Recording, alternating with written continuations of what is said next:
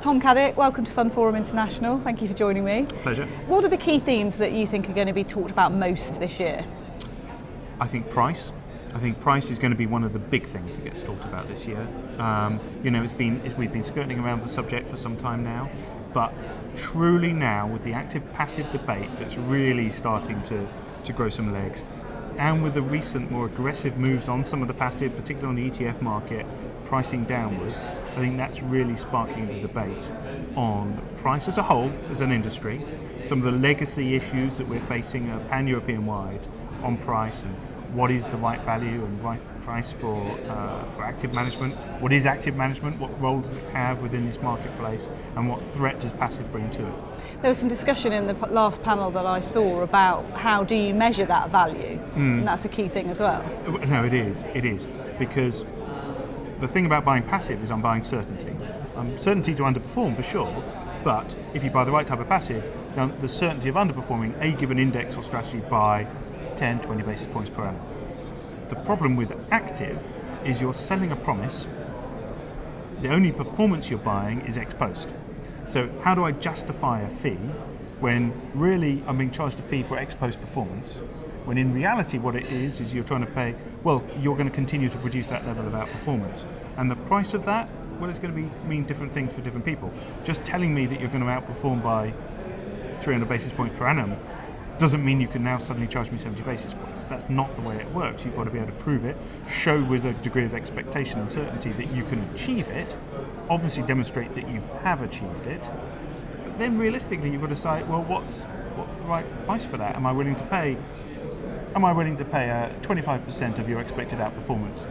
You talked there about justifying fee and sort of transparency, if you like. That's something millennials particularly expect. Is the asset management world starting to take their head out of the sand, if you like, and face the fact that it's got to evolve in that way? I'd like to think so. I think partly it has to, but there's a first mover, not necessarily advantage, but there's going to be a degree of first mover, and we've seen it already in the ETF market, where I think iShares have sort of really started to be far more aggressive on some of the pricing of passive. Within the active world, I think we are encumbered by legacy issues. Legacy being that you've got a whole business model that is based on a book of business at a certain pricing point. And we need to try and get out of that mindset, because to grow, to do well, to face the challenge of passive, that needs to change. Now, whether it is yet, I don't know, but it needs to. Do you think that there are a lot more people that can be tapped into out there, though, if that was faced properly by the industry? Because there are a lot of people who don't invest, both large investment and small investment, but there's a huge market out there that's not being tapped into. There's a huge market out there. I think it's helped by the fact that we're in this low growth, low inflation, low interest rate market, so there's huge opportunities to encourage, and let's face it, we should be encouraging because we feel that this is a great industry to be investing in, and that having investments over just savings is the right thing to do, and I firmly believe that. So we need to try and encourage people out to meet their long-term commitments. So there's a huge opportunity set. I think it's also to face off the challenge from passive. They should coexist quite happily, not be a binary outcome event, but it's a challenge nonetheless. So you've got the two prongs, I think. How would you appeal to that market that is sort of traditionally untapped, if you like, and how would you go about gaining trust in that way? Because it's an industry that, somebody described it earlier, one of their customers has said, oh, it's a bit of a black art, that, isn't it? It's so misunderstood and it's so often used. Yeah. Well, I think it's twofold. So one of the debates that was going on earlier was about innovation. And it's great. We as an industry love to feel that we're really innovative. And most of the time we're just overly complicating matters. And we can be very innovative behind closed doors. But how do you then bring that innovation to the outside world? That's the challenge. So I'd like to see us being more innovative in ways of educating the end investor, convincing them. And really it's got to be the simple stuff. Don't overcomplicate it. Absolutely, yeah. Because we talk about product innovation, interesting and everything, but in reality, the three cornerstones still exist. Performance, or risk, return, time. It doesn't matter. You can shuffle around all you like, but they're still there. And there's this history where you guys have been in this industry so long, you have so much knowledge that you don't appreciate, you understand it all. When you go out to a consumer, I know, and we are, they don't know any of that. We are terrible at articulating that point, which is, of course, everyone wants to take zero risk, get maximum return, benefit from the upswings, not participate in the downswings. Of course, who doesn't?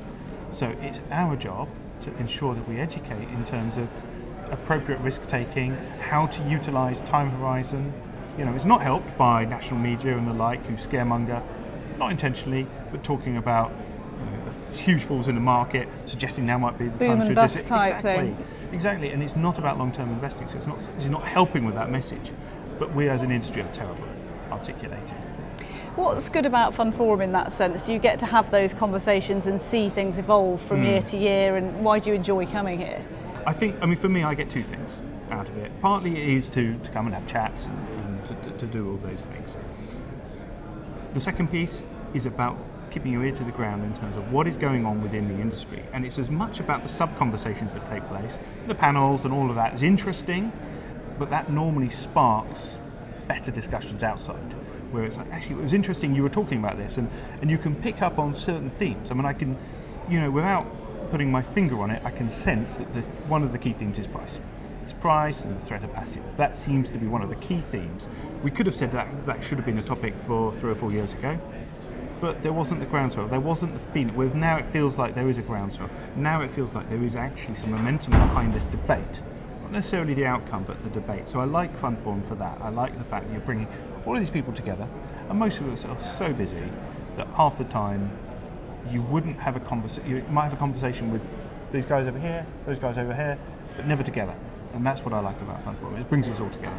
You talked there about sort of the way forward for the industry and the way it's going. How do you feel about sort of things like crowdfunding and things that have this sort of high profile in the media as a new, bright young thing? And are you cynical about it? Not at all. I'm not cynical at all about it. I think it's a great way for certain areas to generate funding who wouldn't get access to the traditional methods. There's room for both.